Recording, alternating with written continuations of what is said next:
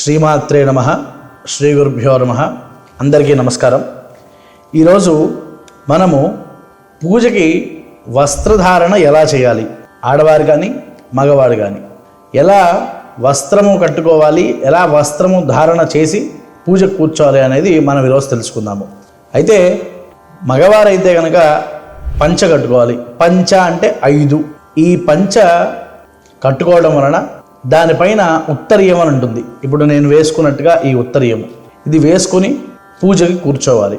అయితే ఆడవారైతే కనుక ఖచ్చితంగా మంచి చీరని కట్టుకొని ఈ వస్త్రములలో ఏవి కూడా చిరిగినవి కాకుండా మంచివి నూతనమైతే కనుక చాలా విశేషమైనది ఇవి కట్టుకొని కూర్చుని పూజ చేసుకోవడం వలన చాలా విశేషమైన ఫలితములు ఉంటాయి.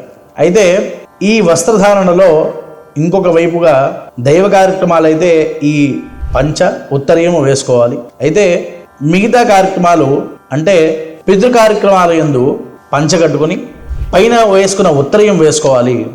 ఆ ఉత్తరీయము పితృ కార్యక్రమాలు మొదలు పెట్టేటప్పుడు నడుముకి కట్టుకోవాలి.